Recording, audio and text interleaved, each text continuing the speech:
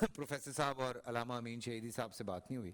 علامہ صاحب آپ سے ایک چھوٹی سی بات, یہ آپ دونوں سے میں اس لیے ذرا آخر میں آتا ہوں کہ ذرا تجربہ جو ہے نا وہ ساتھ میں شامل ہو جاتا ہے. ایک جو بہت عام فہم چیز دیکھی گئی ہے, میری بات کو غلط مت لیجئے گا, بہت کچھ دفعہ ایسے فتوے آئے جن کی وجہ سے کچھ نقصانات بھی اٹھانے پڑے. تو کن کو اختیارات حاصل ہیں فتویٰ دینے کا, کن کو اختیارات حاصل ہیں کہ وہ ان فتووں پہ قانونی کارروائی کر سکیں؟ تھوڑا سا اس حوالے سے بھی بات ہونی چاہیے. بسم اللہ الرحمن الرحیم. یہ سوال تو میرا خیال ہے باقی مفتیان اعظام سے ہوتا تو زیادہ بہتر تھا, چونکہ فتووں کا مسئلہ جو ہے ہمارے ہاں نہیں ہے. ہاں مجھے پتا ہے وہ ادھر ہے, یہ تین بیٹھے ہوئے ہیں, مجھے پتا ہے, تو وہاں زیادہ بہتر میں اسی لیے میں نے یہ سوال آپ سے پوچھا ہے. ہاں, ہمارے یہاں رویوں کا مسئلہ ہو سکتا ہے, فتووں کا مسئلہ نہیں ہے. فتووں کے حوالے سے الحمدللہ ہمارے یہاں کوئی کسی طرح کی ایسی مشکل نہیں ہے. ٹھیک ہے, چونکہ ہمارے ہاں ہر بندے کو فتوے کا اختیار ہے نہیں. ایک بندہ ہوگا پوری دنیا میں یا دو بندے ہوں گے پوری دنیا میں, ان دو بندوں کے فتاوا کو پوری دنیا میں موجود تشیع سنے گی بھی اور سمجھے گی بھی اور عمل کرے گی. ٹھیک ہے, تو اس لیے وہ جو فتووں کی وجہ سے جھگڑے اور مسائل پیدا ہوتے ہیں وہ ہمارے ہاں نہیں ہے. میں اس لیے جو بات آپ نے بھی تمام علماء کرام سے پوچھی ہے میں اس کی تھوڑی سی وہ کر دوں. مفتی ابو محمد صاحب نے بڑی خوبصورت بات کی. میں بڑا کیا کہتے ہیں اس کو انجوائے کرتا ہوں جب یہ بات کرتے ہیں. تو انہوں نے جو آخر میں ایک بات کی نا کہ کاروبار میں کیوں لوگ مسلک میں تقسیم نہیں ہوتے, مسجدوں میں کیوں ہوتے ہیں, تو اس کی بنیادی وجہ کیا ہے؟ کاروبار میں چونکہ نفع نقصان سامنے ہے, مسلکوں میں تقسیم ہوں گے تو کاروبار میں نقصان ہوگا. اس لیے وہاں پر آپ نے مسلکوں میں تقسیم نہیں ہونا بلکہ اپنا عنوان اسلامی قائم رکھنا. بھائی ہم سب مسلمان ہیں. مسجدوں میں عام طور پر, البتہ اس پر مفتی سبحان صاحب نے بڑی خوبصورت بات کی کہ ہر جگہ ایسا نہیں ہے, لیکن اکثر جو دیکھا گیا ہے اس کی وجہ کیا ہے؟ اس کی وجہ یہ ہے کہ مسجدوں اور عبادت گاہوں میں تقسیم کے نتیجے میں فائدہ ہوتا ہے.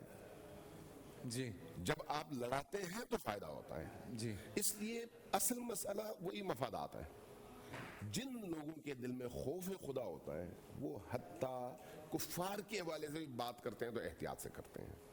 جن کے دل میں خوف خدا نہیں ہوتا وہ اپنے ہمسائے کے حوالے سے بھی ایسی زبان استعمال کرتے ہیں کہ العیاذ باللہ انسان کی روح کانپ اٹھے.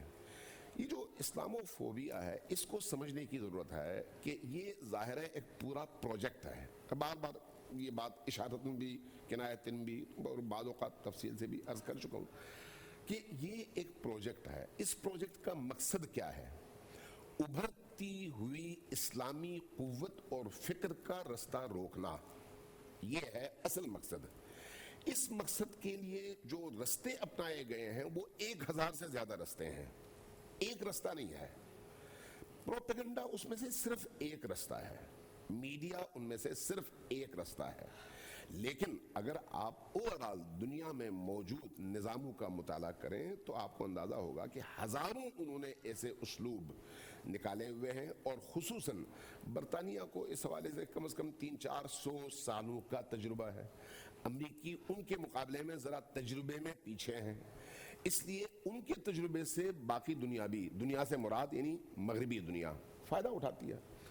یہ جو اسلامو فوبیا ہے یہ کس کے خلاف ہے اس پر سوچنے کی ضرورت ہے. جہاں بھی ایسا اسلام ہو جو ان کے مفادات کو تحفظ دے اس کے خلاف کوئی اسلامو فوبیا نہیں ہے. وہ لبرل اسلام ہے, وہ ایسا اسلام ہے جس میں شراب پیو مسجد میں بھی جاؤ, بے حجاب رہو نمازی پڑھو, بے حیائی کرو ساتھ میں جو ہے اسلام کا نام بھی لو. ہر وہ کام جس سے اسلام نے منع کیا ہے اس اسلام میں جائز ہے, اور اس جواز کے ساتھ پھر آدمی ایک ٹائٹل بھی لگا لیتا ہے میں مسلمان بھی ہوں. اب جب اس طرح کے اسلام اور اس طرح کے مسلمانوں کو مغرب پروموٹ کرتا ہے اور اس کے نتیجے میں کہیں پر کوئی ایک بندہ میئر بن جاتا ہے, کوئی ایک بندہ کہیں پر کوئی اور عہدہ حاصل کر لیتا ہے, تو پوری دنیا میں پروپیگیشن ہوتی ہے دیکھو بھئی مغرب میں کتنا اچھا نظام ہے, مسلمانوں کو بھی وہ یہ جگہ دے رہے ہیں. جبکہ اگر وہاں پر ایک محجبہ شراب کو حرام سمجھنے والا محجبہ عورت या जिना और बदकारी को बुरा कहकर उससे दूर भागने वाला और दूसरों को रोकने वाला, अम्र बिल मारूफ करने वाला, नहीं अनिल मुनकर करने वाला मुसलमान चला जाए, क्या उसको भी उस तरह से उस ओहदे तक वो पहुंचने देंगे? सवाल पैदा नहीं होता। इसका मतलब यह है कि उनको जो मुसलमान चाहिए वो है जो उन्हीं की तरह से हो। ठीक है, ठीक है, कॉल एक कॉल ले लूं मैं शाह साहब। पूरा साल इंतजार था मुझे इस रमजान में। 30 दिन 6 टीम्स, 12 कंटेस्टेंट्स और कैश का पार्ट। अब गेम वो होगा जिसे आपका नहीं होगा। जिसने जो करना था कर लिया। लाखों आवाम को देने का जिम्मा उनमें है सर। शोर गूंजेगा हर गली नुक्कड़ और दुकान।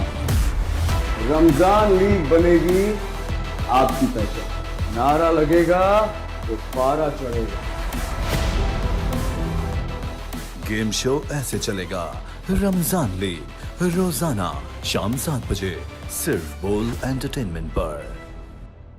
बोल एंटरटेनमेंट के शोज देखने के लिए हमारे चैनल को सब्सक्राइब करें और बेल आइकन पर क्लिक करना ना भूलें।